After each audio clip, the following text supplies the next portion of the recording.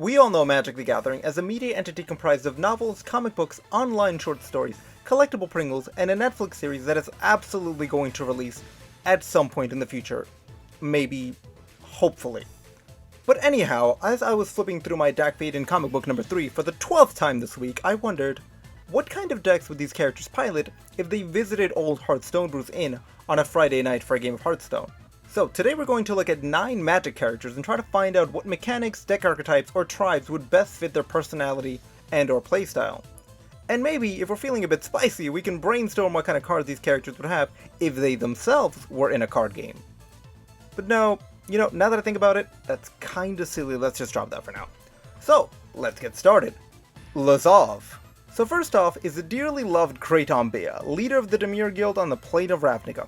Expert strategist with a sense of deception and secrecy so powerful that no one knows his true identity.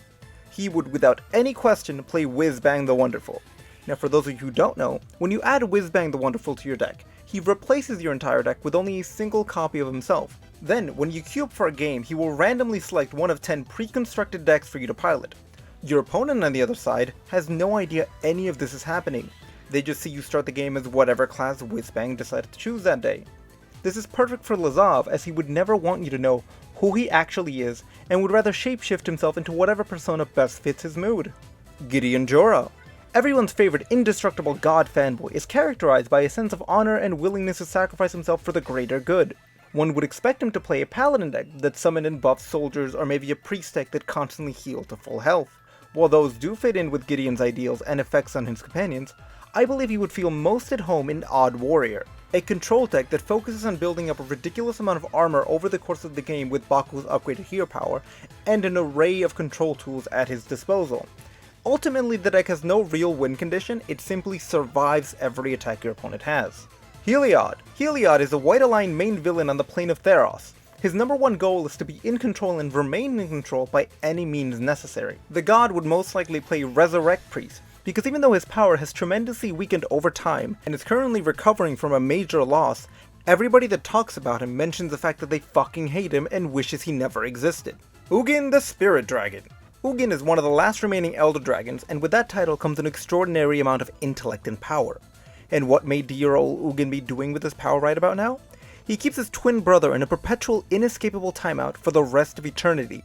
Or until we loop back around after the Phyrexian Eldrazi and whatever interplanar plan Tezzeret will come up with is done. The deck I think best fits him is Shutterlock Shaman, a deck that does nothing but make it impossible for your opponent to attack, summon minions, play cards, or draw cards. In some iterations, your opponent cannot die nor lose to fatigue.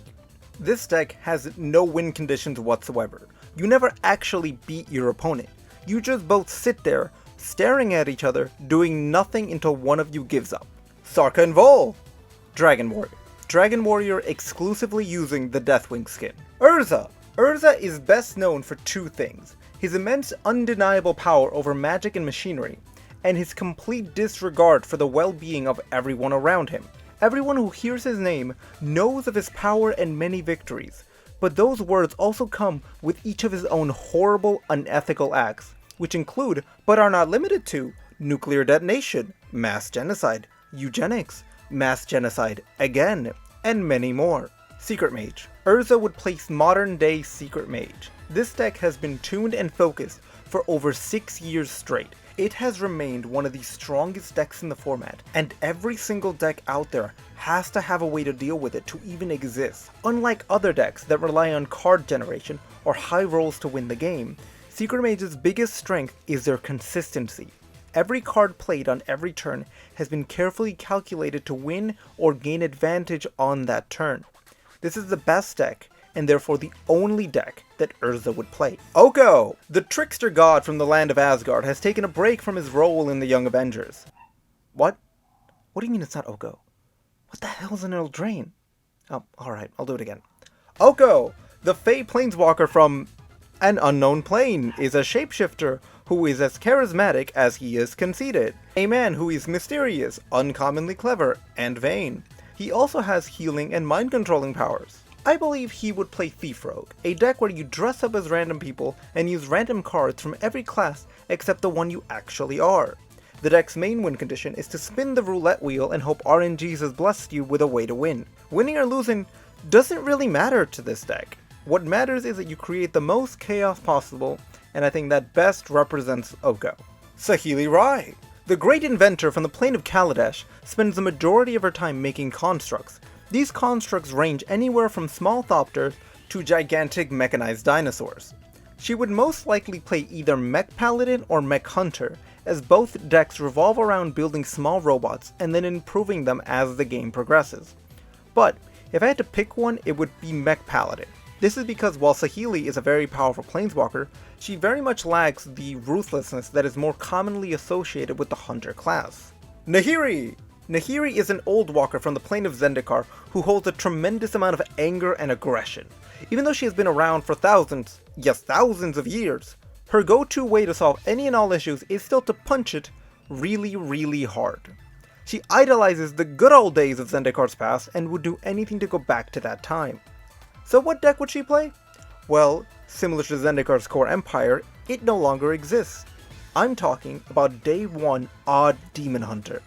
This deck came about the day Demon Hunter was introduced into Hearthstone and was so ungodly broken that it was nerfed into oblivion in less than 24 hours. Nahiri would have absolutely played this deck, and is now constantly complaining that she no longer can. Well, that is all the characters that I can think of in this moment.